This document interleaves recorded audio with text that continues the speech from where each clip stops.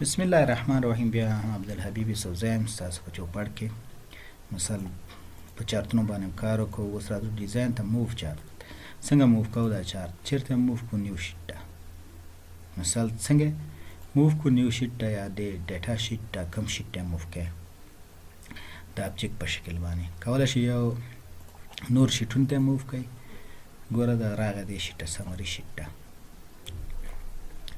سمري شیټ ته راغی. اوس راځو مثال همدغه ورته شیټ داسې لکه ورته یو ځان ته ور شیټ کې راوړو. دلته ورته نوم هم ورکولی شئ. مثال هر څه نوم چې ورکوئ تاسې ورته چې اوکې.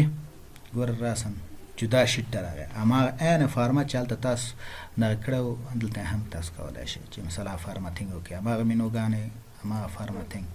اوس ورته هم چې کنټرول زد او بیا ورته هم چې کنټرول زد د تیز نه لرې نه شو. اوس همدغه چارت اخلم انتقالوم یې بل شیټ ته.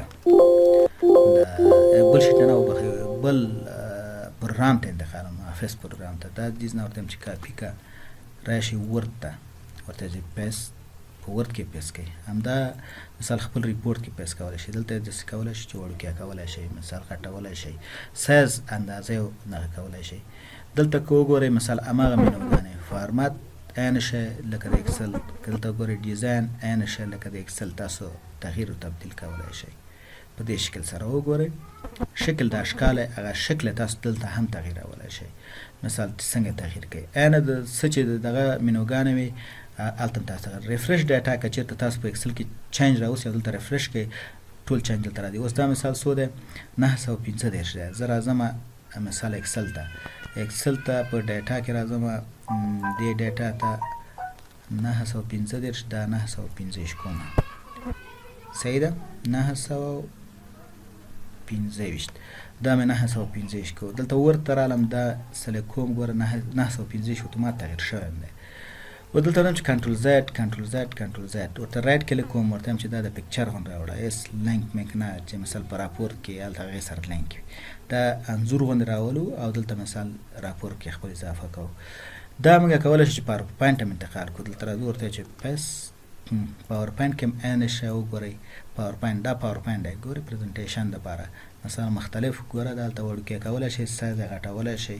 څنګه خپل عملیې چې تاسو په اکسل کې اجرا کولی دلته هم اجرا کولی شئ. مثال دا اقسام دغه دي د چارتونو دي چې مثال کوم ډیزاینونه تاسو ورته انتخابوئ. هماغه مینوګانې، هماغه ریفرش ډیټا، ایډیټ ډیټا کې ایډیټ ډیټا ونیسئ راسه دلته دي.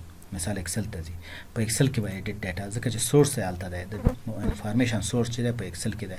لای اوټ مثال ته بدلولی شئ. دا چې پاور پوینټ کې همدا کولی شئ تاسو د یو انځور په شکل ورته چې کنټرول پیست په پوینټ برش کې راولئ. په پوینټ برش کې راولئ. دلته وګورئ مثال دا پوینټ برش دی. دا مثال لاندې دا دغه به تاسو ورته لویوئ، دا نومونه او دا شیونه به لویوئ ځکه چې بیا که پکچر کوئ بیا وروسته تاسو دا نشئ غټولی یا وړوکی کولی نشئ. نو مخکې د هغې نه به غټ وړوکی کوئ بیا به مثال پکچر ته واړه. اوس که دلته راشو ګوره دا خوا سپینه ده. دلته ورته چې کراپ، دا به کراپ کې په دې شکل ورته سیف مثال په کوم ځای کې سیف کا، په ډسکټاپ کې سیف کا ASDF. دلته ورته فارمت د پکچر نیولی شي. په هر فارمت کې چې سیف کوئ هغه فارمت ورته زه ورته یم چې PNG سیف. اوس دا زه کلوز کړم.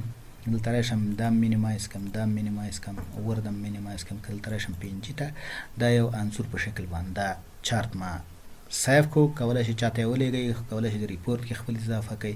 دا دې خواته دا اکسس والی چې دی دا به تاسو په خپله هلته فنډ ورته برابروئ. که فنډ ورته برابر نه کړي بیا پکچر کې مشکله ده چې تاسو دا کار وکړئ.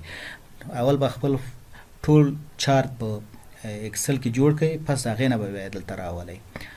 نو دا څنګه تاسو چارت موف کوئ د یو شیټ نه بل شیټ ته، یو مستقل شیټ کې د یو پر افس پروګرام ته اکسل ته څنګه تاسو نه دغه جوړوئ، دا یو انځور جوړوئ. الله تعالی دې وکړي چې د دې درس څخه یو څه اندازه ګټه تاسو پورته کړې وي.